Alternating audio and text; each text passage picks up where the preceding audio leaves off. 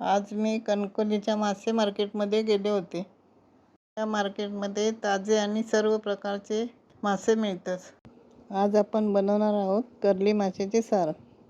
प्रथम आपण मासे स्वच्छ धुवून घेतले आहेत. त्या भांड्यात गरम पाणी घेऊन आपण 5 ते 6 बेडगी मिरची, धने, त्रिफळ अर्धा तास भिजत ठेवले होते. हे सगळं मिक्सरमध्ये घेऊन बारीक करून त्याची पेस्ट करून घेऊ.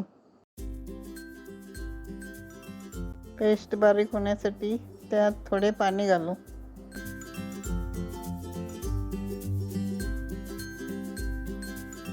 आपली पेस्ट तयार आहे. आता आपण मिक्सरमध्ये कांदा, खोबरं, लसूण, कोथिंबीर यांची पेस्ट तयार करून घेऊ.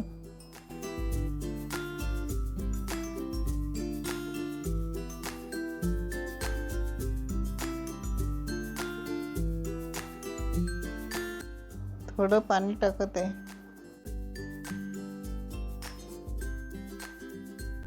आपली पेस्ट तयार आहे.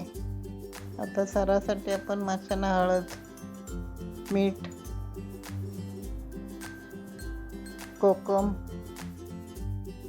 मिरचीची पेस्ट, कांदा खोबऱ्याचं वाटण लावून घेत आहोत.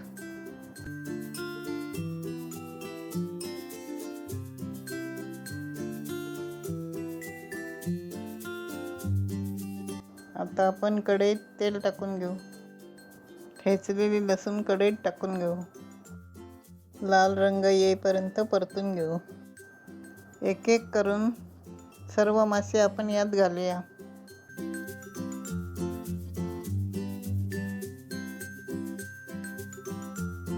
पाच मिनिटं आपण त्यांना वाफेवर ठेवू. त्यानंतर आपण प्रमाणानुसार पाणी टाकू. सार चांगलं मिक्स करून 10 ते 15 मिनिटं शिजायला ठेवू. आपलं गरमागरम कर्ली माशाचं सार तयार आहे.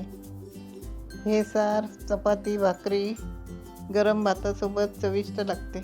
तुम्हाला ही रेसिपी आवडली असल्यास चॅनल सबस्क्राईब करा. पुन्हा भेटूया अशा छान रेसिपी सोबत. धन्यवाद.